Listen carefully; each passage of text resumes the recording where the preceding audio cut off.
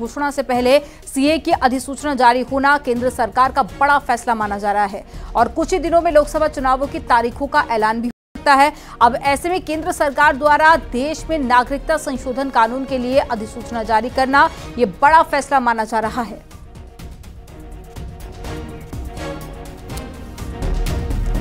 तो सीए की अधिसूचना जारी कर दी गई है। कुछ ही देर पहले नोटिफिकेशन जारी किया गया, साथ ही पोर्टल भी जारी कर दिया गया है, जहां पर जो 3 देश हैं वहां से अगर आते हैं नागरिक तो उनको पहले अपना रजिस्ट्रेशन कराना होगा। अब केंद्र सरकार की तरफ से ये बड़ा फैसला इसलिए भी माना जा रहा है क्योंकि 2019 लोकसभा इलेक्शन से पहले केंद्र सरकार ने ये वादा किया था और अब एक बार फिर से जब लोकसभा के इलेक्शन होने हैं उससे पहले केंद्र सरकार की तरफ से अपना वादा पूरा कर दिया गया है।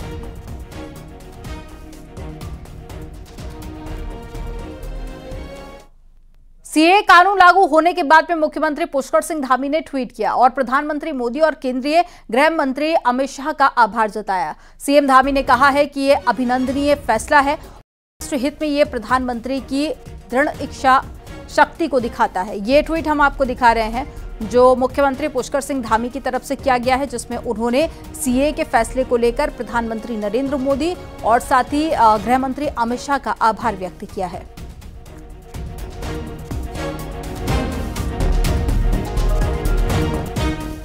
विकासनगर में सीट कवर की फैक्ट्री में भीषण आग लग गई है और सूचना मिलने पर मौके पर फायर ब्रिगेड की 3 गाड़ियां पहुंची, जिसके बाद में काफी मशक्कत के बाद आग पर कंट्रोल किया गया। आग की वजह से धुएं का गुबार काफी दूर तक उठता हुआ देखा गया। आग लगने से लाखों का सामान जलकर राख हो गया। आग का कारण शॉर्ट सर्किट बताया जा रहा है। अब गनीमत ये रही कि आग लगने से किसी तरह की कोई जनहानि नहीं हुई है। ये तस्वीरें आप देख रहे हैं जब फायर ब्रिगेड की टीम आग पर कंट्रोल पाने की कोशिश कर रही थी।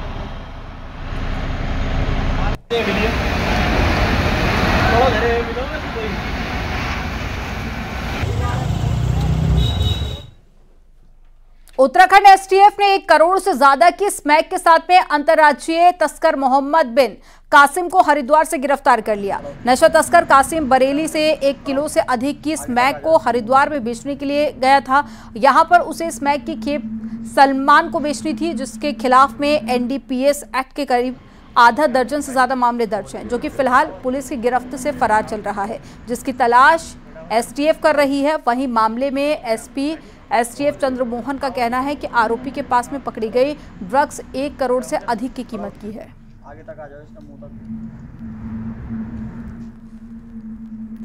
कल एक तस्कर जो बरेली का रहने वाला है कासिम, थाना मंगलौर क्षेत्र हरिद्वार जनपद में 1 किलो 110 ग्राम स्मैक लेकर आ रहा था और हमारी एएनटीएफ की टीम के द्वारा उसकी गिरफ्तारी की गई है और ये बहुत बड़ी रिकवरी है और इस पर लगातार हमारी प्रभावी नज़र है कि लगातार हम इस पर कठोर कार्रवाई करें और तस्करों को गिरफ्तार करें।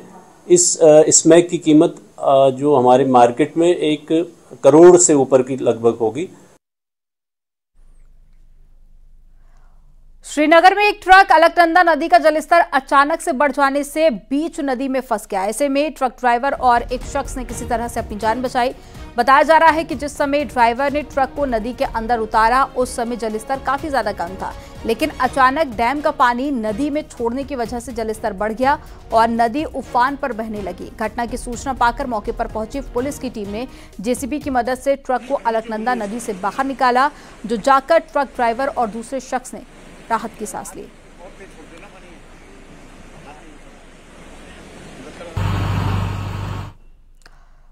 विकासनगर के भानवाला में आम के बगीचे के कटान के मामले में नया मोड़ आ गया है। वन विभाग की जांच में तथाकथित पत्रकारों के भी सामने आए हैं, जिसमें एक रजत कुमार और दूसरा मनीष उपाध्याय है, जिस पर अब वन विभाग मुकदमे दर्ज करने की तैयारी कर रहा है। दोनों आरोपियों के खिलाफ वन विभाग ने साक्ष्य भी जुटा लिए हैं और कुछ आरोपी मुख्य जो कि बताया जा रहा है रजत कुमार ने 2.5 लाख में बगीचे काटने का सौदा किया था, जिसमें 50,000 नगद और 2 लाख आरोपी ने अकाउंट में डलवाए थे और वन विभाग की टीम ने दोनों के घरों में दबिश दी थी।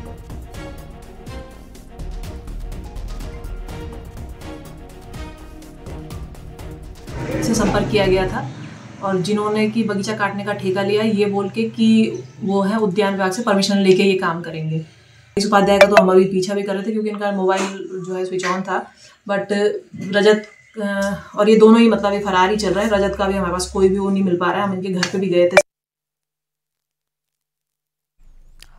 Pithoragarh Tanakpur all weather road में जल्द ही 2 टनल वजूद में आ सकती हैं। असल में 125 किलोमीटर लंबी इस रोड में 3 बाईपास प्रस्तावित थे, लेकिन एनजीटी की रोक के बाद में बाईपास सालों से अधर में लटका हुआ है। अब ऐसे में बाईपास की कमी को दूर करने का प्लान तैयार किया जा रहा है। एक रिपोर्ट आपको दिखाते हैं।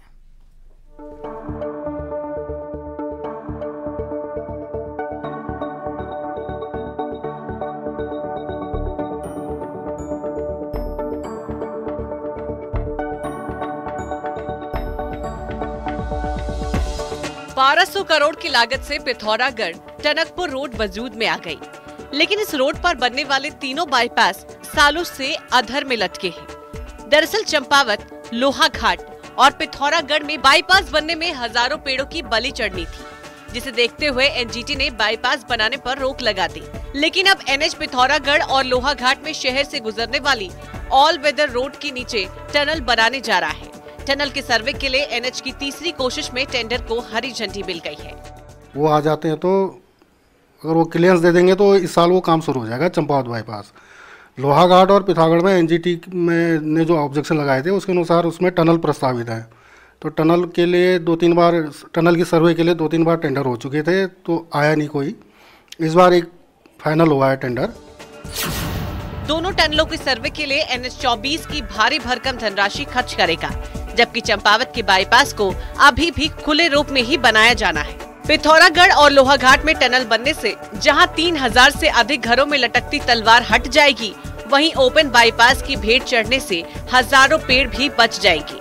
ऑल वेदर रोड बनने के साथ ही ये तीनों बाईपास बनने थे, लेकिन रोड के किनारे आ रहे हजारों घरों और पेड़ों के कारण ये मामला सालों से अधर में लटका था। लेकिन वर्तमान समय में ऐसा सुनने में आ रहा है कि टनल के माध्यम से सरकार सड़क बनाने जा रही है। अगर ये टनल के माध्यम से बनाए तो जल्दी से जल्दी बनाए, जिससे ट्रैफिक की जो असुविधा आज हो रही है वो जल्दी से जल्दी खत्म हो।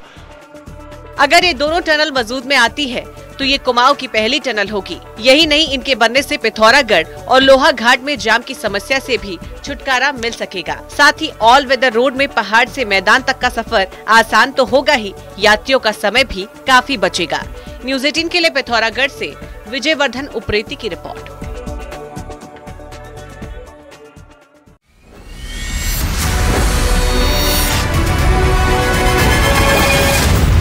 ऊर्जा उत्पादन का